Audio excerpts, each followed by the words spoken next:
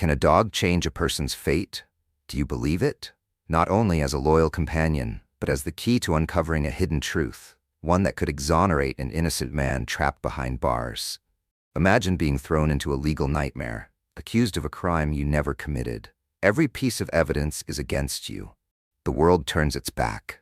But just as all hope is about to slip away, a friend with thick fur and unwavering eyes steps in and changes everything. This is the story of William Jack and Jax, a gripping journey of loyalty, justice, and a long-buried truth. Do you believe in the power of loyalty? Join us as we uncover this heart-wrenching tale right now. But before we dive in, don't forget to subscribe to Dog Stories. Your support helps us bring more incredible stories to life, and we truly appreciate it. Thank you so much. The silence in the courtroom was oppressive, like a lead blanket pressing down on everyone present. No one spoke. The only sound was the slow, deliberate ticking of the wall clock, counting down to the moment that would determine the fate of the man sitting at the center of the room. William Jack sat upright on the defendant's bench, his broad shoulders weighed down by an invisible burden. His deep-set eyes held nothing but exhaustion and despair. The dull orange prison jumpsuit made him look like a stranger to himself, a former soldier who had once dedicated his life to serving his country. He was no longer a hero on the battlefield, no longer the trusted comrade others looked up to. Now, in the eyes of the court, he was simply an accused man, a criminal awaiting his judgment. Every gaze in the courtroom was fixed on him. Some were cold and indifferent, others filled with disdain, but among them were a few pairs of eyes filled with doubt. Was William truly guilty? Or was he merely a pawn in a game he didn't even realize he was playing? The judge's gavel struck the desk, shattering the silence. Defendant William Jack, before we proceed, do you have anything to say? William slowly lifted his head, inhaling deeply.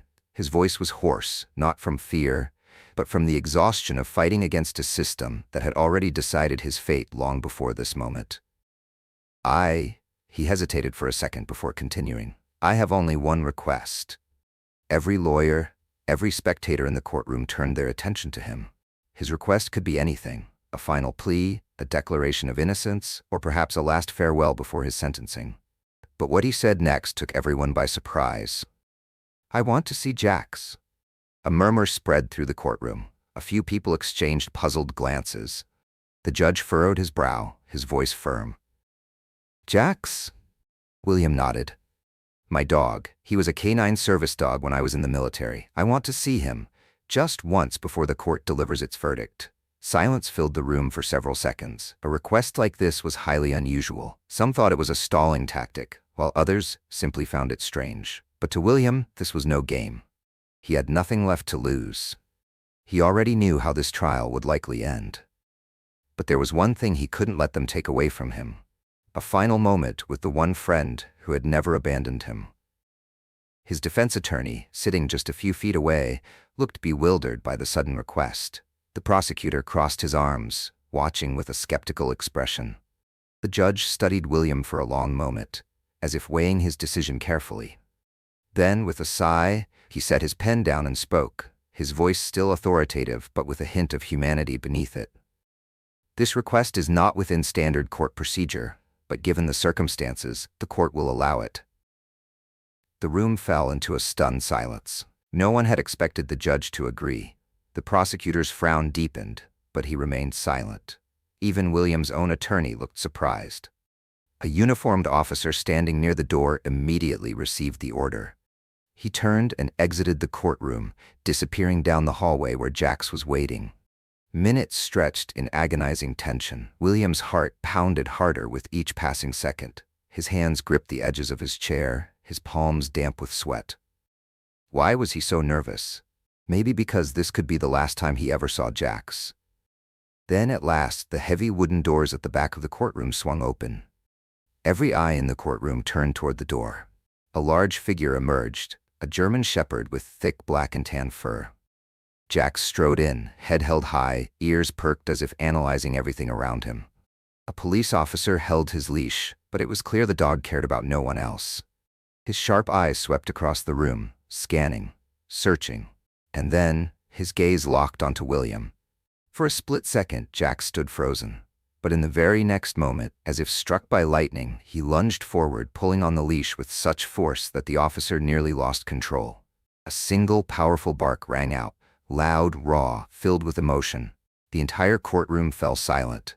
The officer struggled to restrain him, hesitated for a moment, then finally let go of the leash. Without a second's delay, Jax bolted toward William. William dropped to his knees instinctively, arms wide open. Jax leaped onto him, his front paws landing firmly on William's shoulders, his tail wagging furiously. His breath came in fast, desperate bursts, and a series of soft, whimpering sounds escaped his mouth, a flood of emotions in the form of sound. William wrapped his arms tightly around Jax, burying his face in the dog's warm fur. He could feel Jax's heart pounding beneath the strong muscles of his body. "Jax," he whispered, his voice breaking. Somewhere in the audience, a muffled sob could be heard. Someone, perhaps more than one person, could no longer hold back their emotions. It was a moment of beauty and tragedy intertwined. A man standing on the edge of losing everything, and a dog who didn't care about any of that. All Jax knew was one thing: his owner was still here. William Jack remained kneeling on the courtroom floor, his hands gripping Jax's thick fur, as if letting go would cause everything to disappear into nothingness. The warmth of the German Shepherd beneath his fingers, the dog's rapid breathing, the strong heartbeat against his chest. It was all real. Jax was still here. He hadn't left him. William's breath came in short, uneven bursts, his throat tightening as memories came flooding back. He remembered the last day he saw Jax, remembered how they had torn him away after his arrest. He had failed to protect him. He had let him fall into the hands of people he couldn't trust. "I'm sorry, Jax. I'm so sorry." His voice trembled and silent tears slipped down his face. Jax didn't reply with a bark. Instead, he pressed his head firmly against William's chest, his deep eyes steady, unwavering, as if to say he had never blamed him.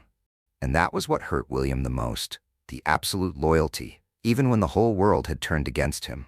But then, Jax did something strange. He bit lightly at the fabric of William's prison uniform, tugging at it with persistent determination. At first, William thought Jax was just overly excited to see him again. But as the dog kept pulling, harder and more insistent, he began to sense that something wasn't right. "Jax, what are you doing?" he whispered, trying to gently push the dog away. But Jax didn't stop. A low growl rumbled from the shepherd's throat, not out of aggression, but out of determination. Then, in one swift motion, Jax clenched his teeth around the edge of William's chest pocket and yanked hard. A sharp rip echoed through the silent courtroom. And then, something small and crumpled fell to the floor. The entire room froze. William blinked, staring at the object lying on the ground. A wrinkled, long-forgotten piece of paper, as if it had been hidden away for a long time. William's defense attorney, Daniel Carter, quickly got to his feet, stepping forward to pick up the piece of paper. He unfolded it, and within just a few seconds, the composed expression of the seasoned lawyer turned ghostly pale. The prosecutor and the judge immediately took note of Daniel's unusual reaction. "What is it, Mr. Carter?" the judge asked, his tone firm, his brow furrowed in suspicion. Daniel stared at the paper in his hands, his lips pressing into a thin line, his eyes flickering with something close to horror. He blinked several times, as if struggling to believe what he was reading. Then suddenly he shot to his feet, his voice urgent. "Your Honor, I request an immediate recess. We may be holding evidence that could change the entire course of this case." The courtroom erupted into chaos. Murmurs spread like wildfire, stunned glances exchanged between spectators. The prosecutor narrowed his eyes, clearly displeased by the sudden turn of events. "What evidence?" the judge demanded, his skepticism apparent. Daniel took a deep breath, trying to steady himself before raising the paper for the court to see. "This is a record of multiple bank transactions, and a list of names. Among them is an account opened under William Jack's name, which received a significant deposit right before the alleged crime took place." The prosecutor immediately cut in. "So what?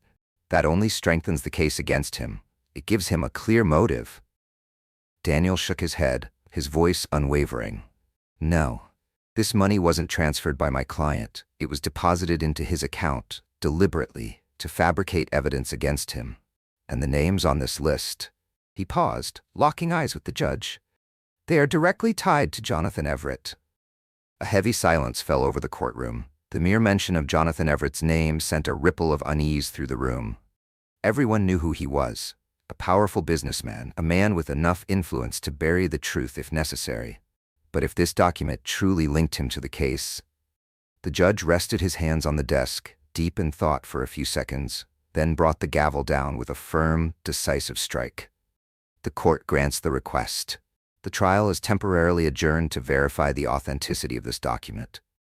A fresh wave of murmurs swept through the courtroom. The prosecutor clenched his jaw, clearly displeased.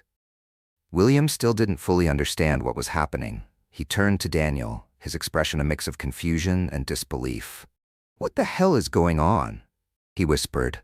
Daniel glanced at him, his eyes flickering between shock and hope. "If this document is real, it could prove you were framed." Framed. The word rang in William's head like a blaring alarm. He had always known he was innocent, but never before had he possessed concrete proof to fight back. Now, that might be about to change. His gaze drifted downward to Jax, still standing loyally beside him. The dog's bright eyes gleamed, his tail gently thumping against the floor. A chill ran down William's spine. He crouched down, running a hand along the strong, familiar frame of his loyal companion. Jax looked up at him, his deep brown eyes reflecting something almost human— certainty, understanding. William swallowed hard and whispered, "You knew this all along, didn't you, Jax?"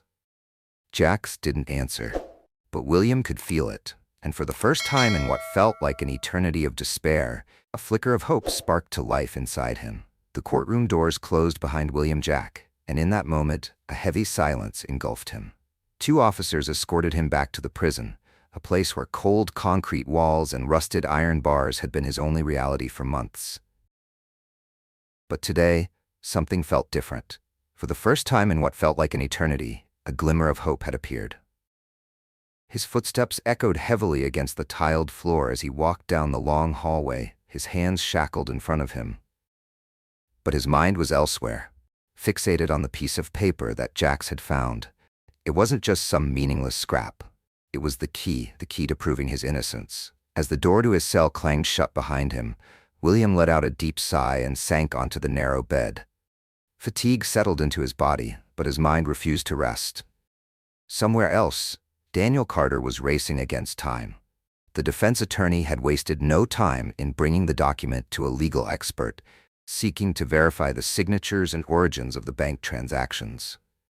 The moment the results came in, a chill ran through his veins. The transactions were real. A large sum of money had been deposited into an account under William Jack's name just 2 days before the crime took place, right before he was accused of accepting a bribe. But the most damning detail? The money had come from a bank account directly linked to a corporation owned by Jonathan Everett. Daniel stared at the documents, his heartbeat quickening. If this was true, then William hadn't just been framed. The entire legal system was being manipulated by powerful forces in the shadows. He pulled out his phone and immediately dialed a trusted contact in financial crime investigations.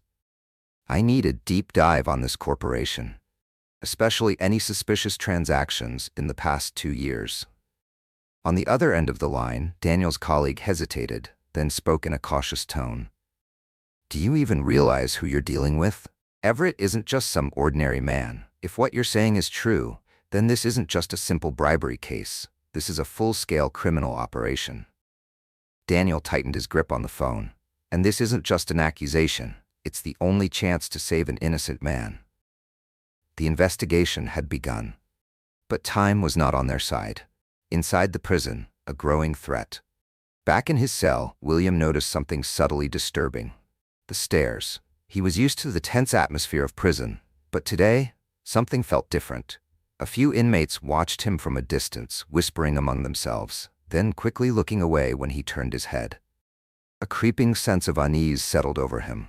From the very first day he was thrown in here, William had understood that prison wasn't just a place for criminals, it was a battlefield. Power didn't just belong to the guards or the warden. Some men pulled the strings from the outside. And if Everett truly was behind his conviction, then there was no way he didn't have eyes and ears inside these walls. William's military instincts sent a clear warning. He was being watched, and that was never a good sign. Meanwhile, Daniel uncovers a chilling truth. While William tried to make sense of the growing tension in prison, Daniel was digging deeper into Jax's past. He knew that this dog wasn't ordinary. After hours of searching, he finally stumbled upon a terrifying discovery. Jax's canine training records had been completely erased from the official system. No name, no ID number, no trace that he had ever been a military service dog. This couldn't be a coincidence. Daniel continued searching through unofficial sources and finally found an old report about a fire that had broken out years ago at an illegal canine training facility. The fire had completely destroyed the facility. Most of the dogs didn't survive, but one did. A German shepherd found with signs of prolonged captivity, a scar on its left leg, and sharp, watchful eyes. Jax. A cold chill ran down Daniel's spine as he processed the truth. Jax wasn't just a military dog. He was a living witness, and the training facility he had escaped from, it belonged to Jonathan Everett. Daniel immediately contacted William in prison. They had only a few minutes to speak, but every word carried weight. "William, I found information on Jax," William frowned. "Does it have anything to do with my case?" Daniel lowered his voice, aware that there might be ears listening.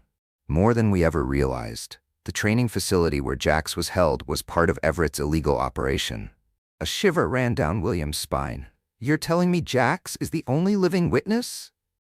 Daniel nodded.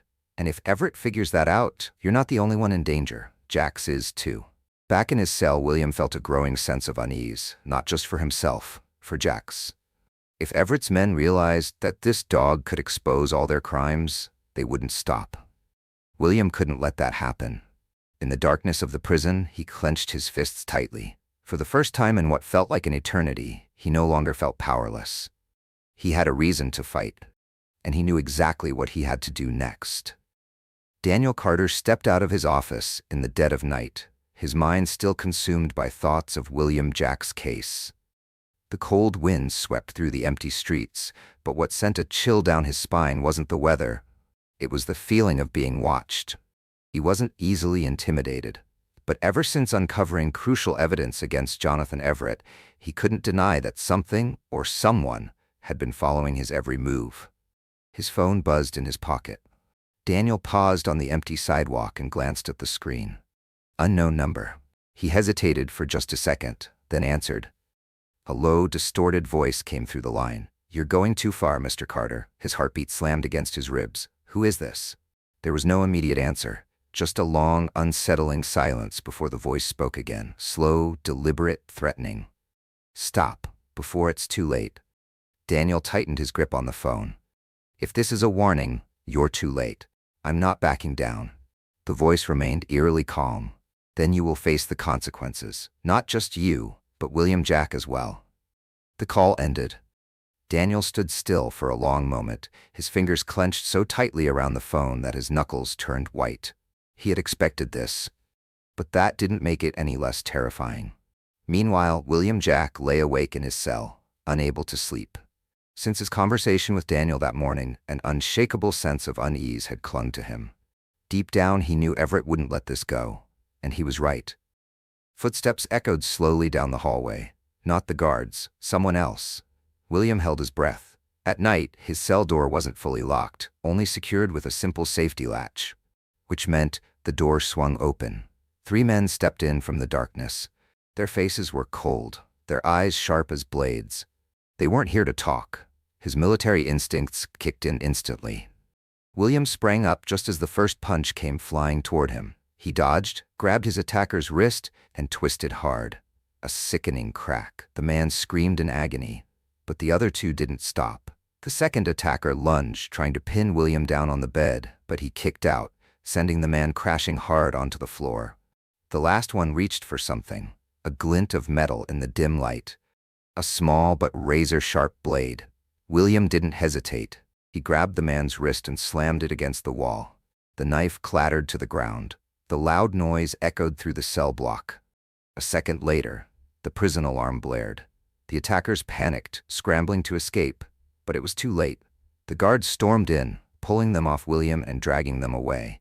It had all happened in under a minute. But to William, it said everything. Everett wanted him dead. After the attackers were subdued, William was escorted to a separate area to be checked for injuries. A prison officer stepped into the temporary holding cell, a tall man with neatly cropped hair, a serious expression, but no hostility in his eyes. William glanced at the name tag on his uniform. R. Dawson. The guard stood before him, arms crossed. "Do you know who sent them?" William let out a dry chuckle. "I've got a few names in mind, but let me guess. You knew this was coming before it even happened, didn't you?" Dawson remained silent for a long moment. Then, he sat down across from William.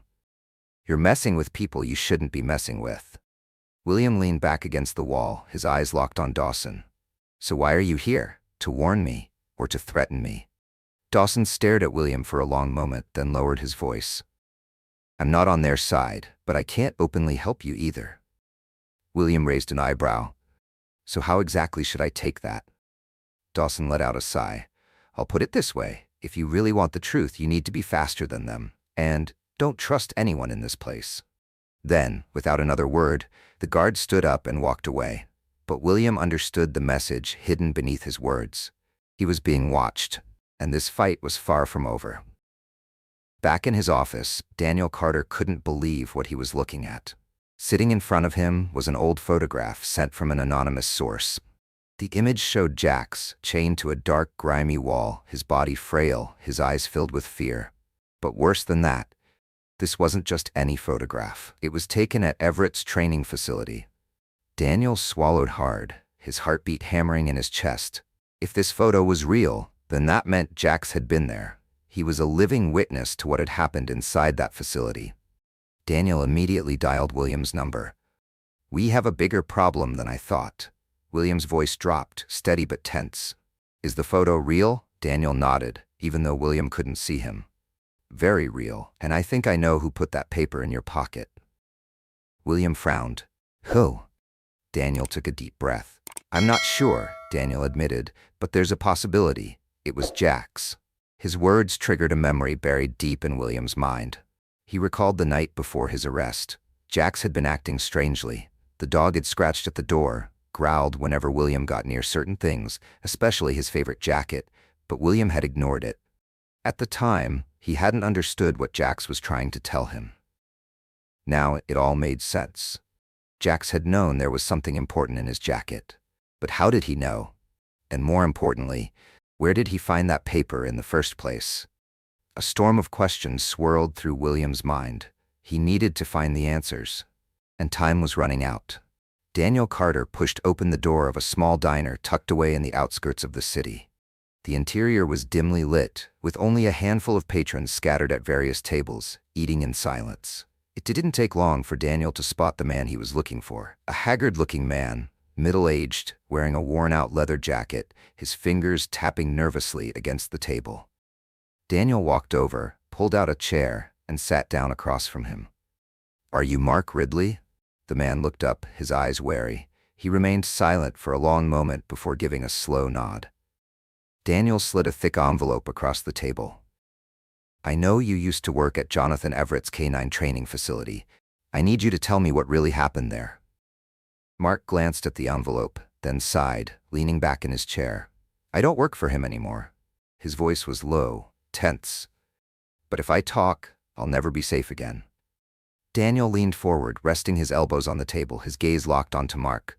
"You think you're safe now?" he asked, his voice low and firm. "If Everett is willing to kill to cover his tracks, you're no safer than I am. But if you help me expose him, at least you'll have a chance to get out of this." Mark was silent, taking a long drag from his cigarette before letting out a dry chuckle. "So, what is it you want to know?" Without a word, Daniel pulled out a photograph. A picture of Jax, chained up inside the training facility. "Do you recognize this dog?" Mark stared at the photo. For a moment, his expression shifted, from guarded to sheer horror. "Shit," he muttered under his breath. "That's one of the survivors." Daniel narrowed his eyes. "Survivors of what?" Mark stubbed out his cigarette, lowering his voice as if afraid someone might hear. "You don't know what that facility really was. The K-9 training? That was just a cover." He exhaled sharply, glancing around before continuing. Behind it was an entire operation: animal smuggling, illegal testing, and military contract fraud. Everett wasn't just training dogs, he was using them for something far worse. Daniel felt his heartbeat quicken. What about Jax? How does he fit into all of this? Mark exhaled slowly. That dog used to belong to Everett. Daniel's brow furrowed. What do you mean? Mark rubbed his hands over his face, his voice dropping to a grim tone. Jax wasn't just some regular training dog. He saw things no one was ever supposed to know. Daniel's eyes narrowed. What are you saying? Mark leaned in slightly, his voice barely above a whisper. He was there the night the facility burned down, the night Everett ordered everything to be wiped out, any trace that could incriminate him. He paused. The other dogs never stood a chance, but Jax escaped. A chill ran down Daniel's spine. And Everett knows he's still alive? Mark let out a bitter chuckle. Of course he does. And the moment he realized Jax was with William Jack, he knew he had to act. The next day, the trial resumed under an atmosphere more tense than ever. Daniel stood before the jury, a neatly arranged collection of evidence laid out on the table in front of him. He took a deep breath, then turned to face the judge. Your Honor, today I present evidence that not only proves my client's innocence, but exposes the real mastermind behind this case. The prosecutor folded his arms, eyeing Daniel with skepticism. We've been through this already, Mr. Carter. Don't waste the court's time with baseless theories. Daniel remained calm as he held up a photograph of Jax. This is the K9 that has been with my client, but what most people don't know is, he paused, scanning the room. Jax is not just a military service dog. All eyes locked onto the photograph. Daniel continued. Jax once belonged to Jonathan Everett. He was kept at Everett's secret training facility, a place that wasn't just for K9 training, but the center of an illegal operation. A wave of murmurs spread through the courtroom. The prosecutor frowned. Where's your proof? Daniel nodded, then pulled out another document. This is a financial record connected to the training facility, showing money laundering transactions conducted through Everett's shell companies. He didn't stop there. And more importantly, he lifted another piece of paper, his voice unwavering. This is the official list of dogs that were trained at that facility. One of them has an identification code that matches Jack's. The courtroom fell into an electrified silence. The prosecutor immediately pushed back. It's just a dog. How can it testify?